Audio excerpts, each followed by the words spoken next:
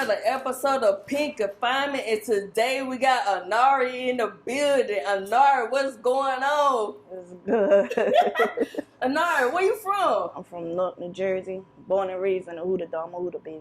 Okay then. You heard Anari said from North New Jersey, representing the building. Season 3 kicking off. Yeah, So, is this where you're originally from? Yes. Okay, born and raised? Yeah. Okay then. So, did you grow up in a 2-parent household? Nah. My father was around, but they didn't stay in the same household though. Like he was a phone call away, let's say it like that. Okay, but did you have like access to him? When I called, yeah. Okay, so he wasn't no smoker or nothing like that. Nah. Okay then. So it was just you were raised by your mother? Yeah, my grandmother, my godmother, my aunts. Okay. So do you got any siblings? Yeah, I got a sister. A sister? Yeah, her name Isis. Free her, by the way. She's actually doing state time right now. Okay. Free Isis? Yeah. All right. So how did that affect you not having your dad in the household?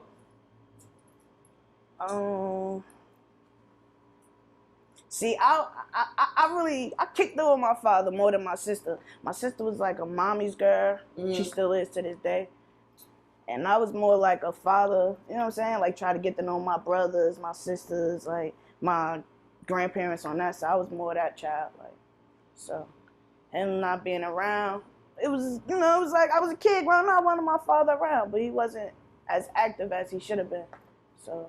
Okay, so for the people that watching, is it safe to say you a stud? What's a stud? How I'm a stud? Well, you dress like a boy. Yeah. So that's, yeah. So yeah. I be confused. Like my definition of myself is I'm gay. I like women. I'm a woman who likes women. Okay, like, so you ain't trying to be like, Billy Joe.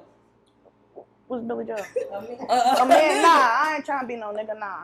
Okay. Okay then. Nah.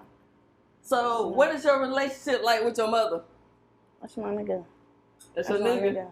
Okay then. So was you liking girls when you were young or when you got to middle school, high school? Alright, so I always like girls since like a little girl, my best friends, how pants rub, stuff like that. My mother never knew.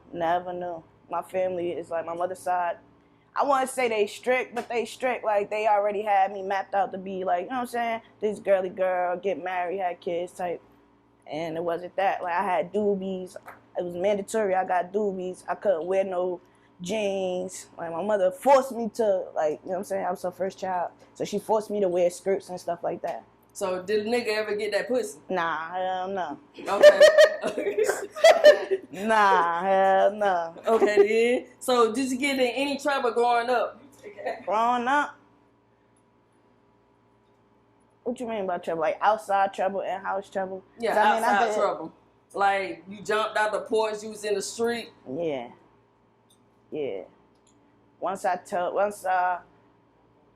Once my family knew who I was, like my mother knew who I was, or she was learning who I was going to be, yeah, I jumped out the streets. Okay. My first visit at jail was, I kept getting kicked out of school. My mother came and got me one day and was like, I'm taking you to go get something to eat. Now I knew that was bullshit because my mother don't do shit like that. She ain't coming to get me early. And going out to eat, it must be like, you know what I'm saying? Something special. And she took me to Scared Straight. Okay. To the Scared Straight program. So what they do in the program? How did they try to scare you straight? Like they just get in your face, like, they try to intimidate you. Like they try to, the inmates try to intimidate you. Okay. It's like the kids go there, the inmates get to talk to the kids, but they're not talking to them. They wild and they be in themselves, or they being, they tell them come in and act crazy, let them, this not a place that you want to be. They tried to take my sneakers, but my mother was right there. I had some black and pink Jordans. My father just bought them for me.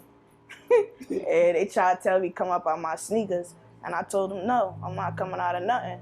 Like, y'all, this ain't that. I don't give a fuck about y'all being locked up, none of that. Like, y'all not taking my sneakers. And right then and there, my mother knew, like, that's what she, like, yeah, I'd rather been locked up than let somebody take my sneakers. So I stayed overnight at the youth house because I wouldn't let these girls take my sneakers. Okay, then. So, was you running with a bad crowd that led you to get in trouble? I wouldn't say a bad crowd because we wasn't horrible. You know what I'm saying? We experienced and shit. Like, you know, we fighting. We learn how to steal cars. Like, we being, you know what I'm saying? Stuff like that. Like, so I wouldn't say we was bad. We was just, you know, outside learning shit, doing shit, partying, staying out. That's when I started staying out, stopped coming home. Are you in a gang? Are you a gang affiliated? Yeah. What's your gang? I mean, you don't gotta answer if you don't want to. I'd rather not. Okay. Did the scare you in any type of way? Did it help you? Nah. To me, to this day, I feel like it didn't help me. That shit brought me there. I went there the next month. I was at my first youth house charge was Irvington Carnival. I got caught with a gun on me. They seen me. I tried to pass it off to get on the rod, and they seen me pass it off. And, you know, the person who it was, they ended up giving it back. I ran, got chased, went to jail. It was my first youth house bid. Okay. So, what crimes did you commit that lead you to prison? What was your charges that got you confined? Drugs. So, was you selling drugs? Yeah. What you was selling? I was selling that hard shit. Crack, cocaine, heroin. So, was you nickel and dime or you had a little bit of weight? Nah, I was nickel and dime. I was, you know what I'm saying? But that nickel and dime was, at that moment, it was a lot of money. It was adding up. Mm-hmm. So was you doing it to survive or was you doing it to get like new clothes, new sneakers? I was doing that shit to survive. Cause at this point, I was doing shit on my own.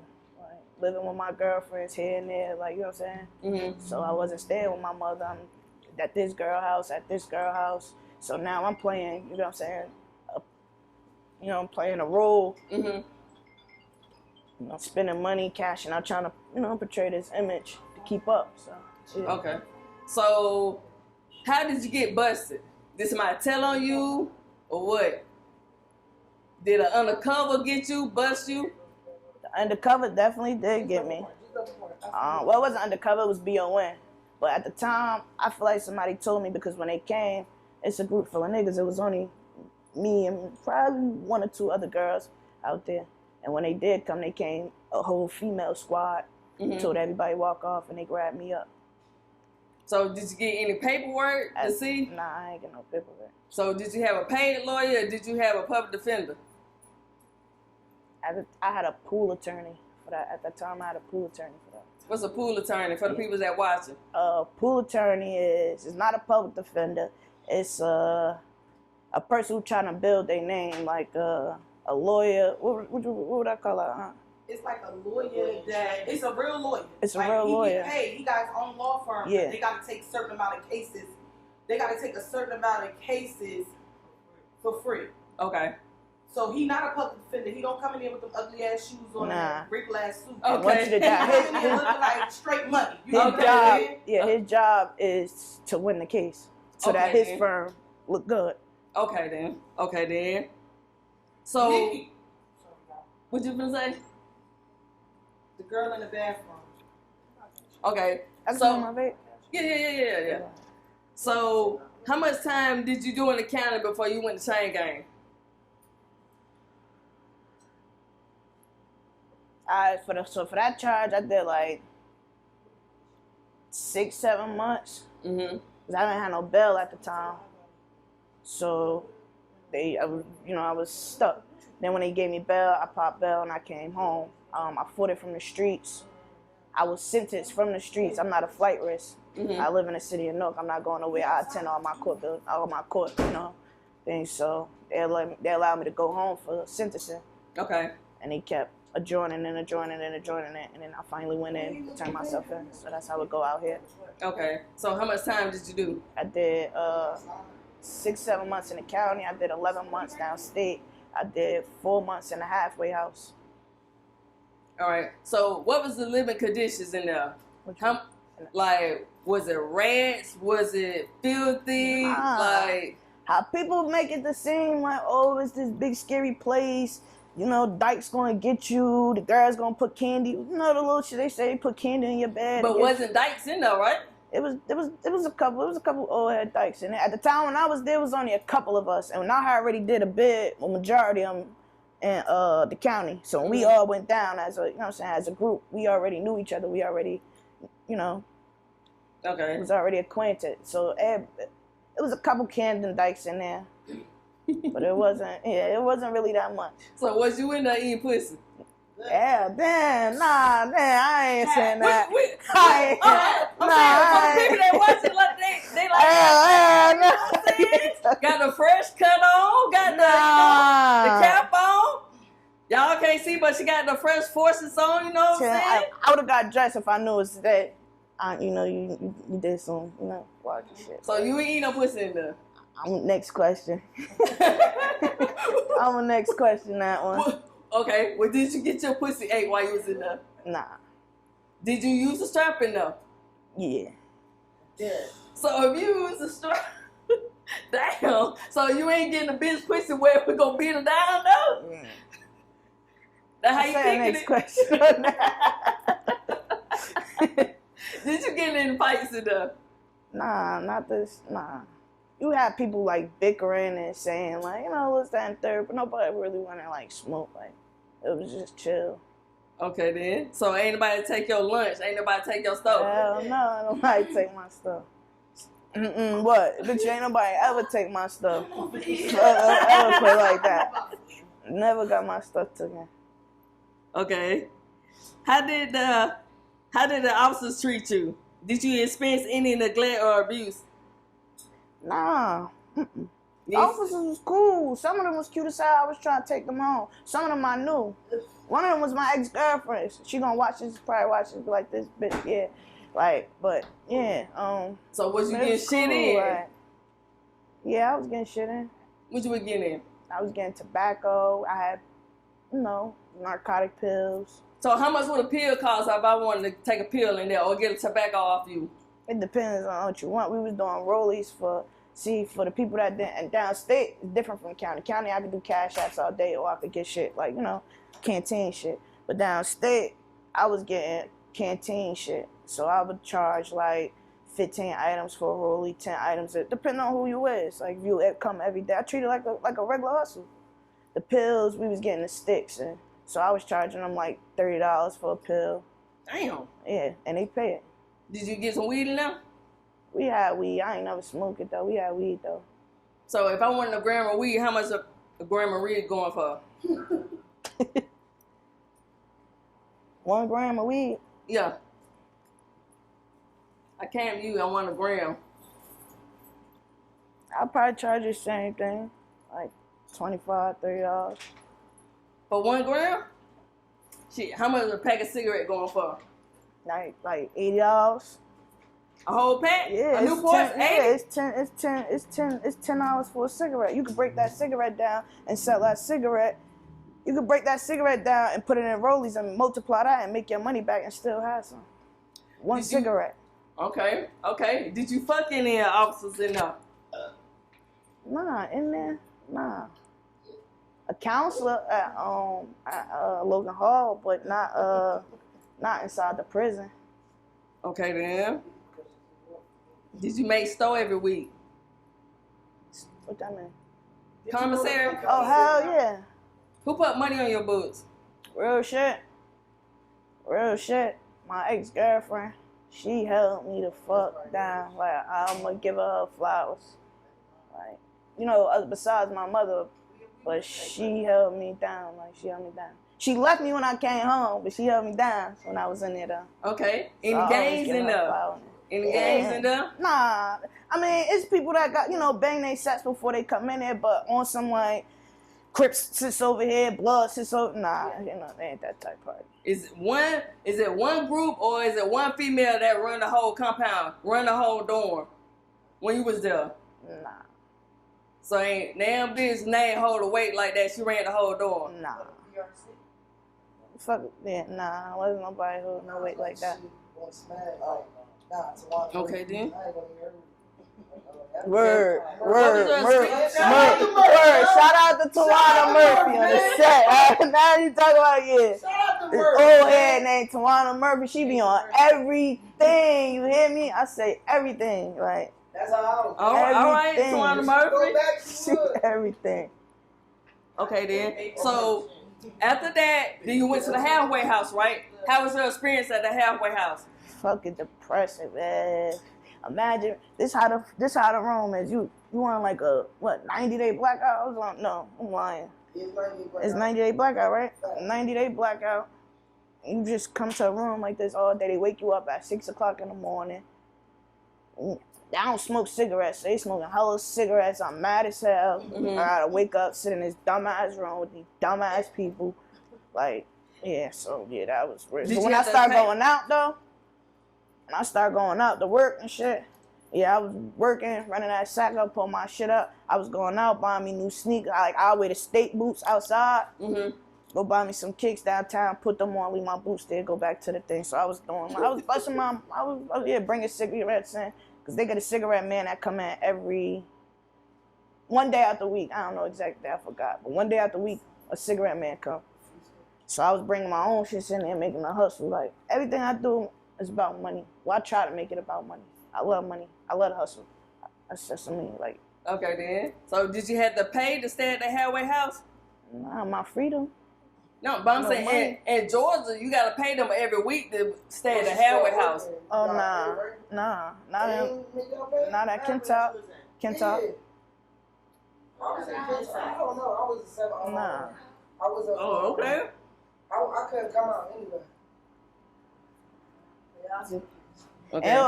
And it was this counselor there too. Shout out to, what's her name? Her name is Miss Reed. I don't know her name. Damn, I forgot her name. I was working. Shout out to her. That was the lady who let me go out. Sometimes she knew I wasn't going to no damn job. And she still let me go. She don't work there no more, so you know what I'm saying? And I can't remember her name anyway, but she knew I wasn't going to no damn job. I'd tell her, like, I'm going home. Like, I miss my mother. I'm about to go home. Like, okay, then. Like, coming at this time. So, before you were released, did you have any plans for when you came home? Yeah. What was your plans? See, I wrote a book downstate, and when I was in a halfway house, I finished it. My goal was to publish the book, and, started off like that, but I never even got to it. It's just still sitting in my notebook. Why you ain't published it yet? Shit, we want to read it. No. What's the name of your book? The name was Pain in a Pen. Like, 2 reasons, because I was locked up at the time, and then the other reason because I like to write. So it was like, I just was expressing myself. It was just a lot in the book that when I do publish it, y'all need to go get, because it's a lot y'all know about, that I can't publicly speak on camera. Okay. But it's definitely in a book. Okay. So what advice would you give young ladies that's going down the same path that you went down?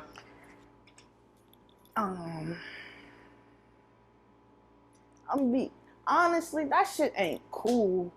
Like, it's not cool. It's really not cool. And if I could have did that shit, if I could have rewind time, I'd have did shit 100% differently. Like, it's so hard right now to do shit as a young black person, and it's so hard as a young black gay female. It's like, it's a lot. Like, it's hard. Like, it's hard. Like, can't get no house. But I'm about to be 30. I should have my own house. I should have, like, you know what I'm saying? I work for the city right now, but I just got this job like a year ago, and it's my first real job. And I like it. I like it's cool. It's cool.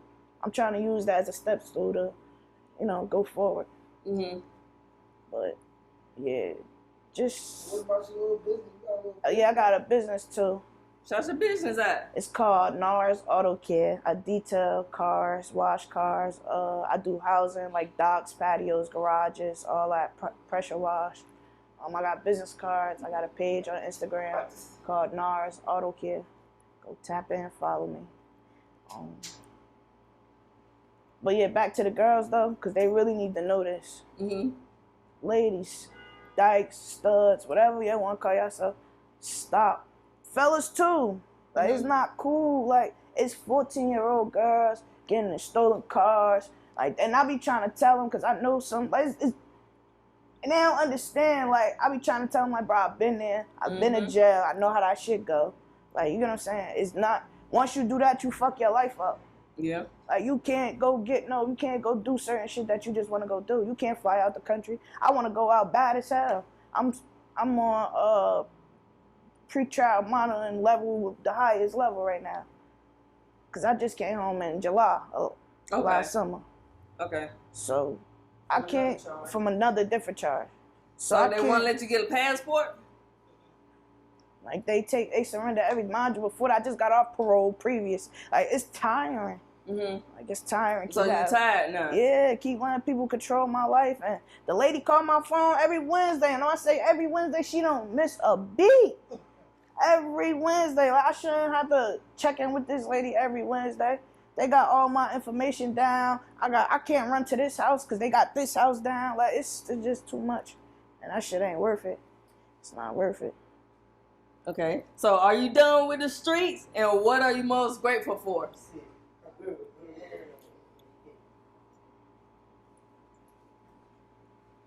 And am I done with the streets? Honestly, I'm gonna be 100% honest with you. Yeah, keep it a book. No, I'm to a certain extent. Like, I'm not a dummy no more. Like, you can't get me to just do this with you. Like, you can't get me. It had to be something like my sister called me and she need me. You know what I'm saying? Mandatory, like, stuff like that. Money wise, I'm learning how to. Like I said, I got a job. Mm-hmm. So, and I got a business. So I'm trying to accumulate money from different places. I'm trying to leave the streets alone, but it's not. Right now, it's not. It's not happening. Like, it's not in there. I'm getting a little money. I'm getting a couple dollars. You know what I'm saying? Like, so when do you think you'll leave it alone? Is that your end goal, to completely leave the streets alone? I'm going to leave the streets alone when I put some other people on. Okay. When I put because there's some kids out here that's really not going to ever change. You know what I'm saying? That's built for this shit just like everybody else. So I'm going to leave the streets alone when I'm able to put other people in position. Because then I know that, you know what I'm saying? I did something. I got something out of it. I did something. So, okay. Yeah. I want to be the big dog. You know what I'm saying? So Big dog? So when I put some young people in position to get money and stuff like that, then I fall back. Okay. But right now, I need it for myself. So I'm a little stingy. I'm a little Jew now. I learned that you can't give everybody everything. You can't be friendly. You can't help every friend out. You can't do discounts. You can't do real shit. You can't do that shit. That shit fuck you over. And then when you in time of need, a motherfucker don't never want to help you. Yeah, real shit. So, hell no, I learned my lesson. All right, then. That's it? You got something else to say? That's it? Nah, that's it. All right, then. There you go. Another episode of Think of Five.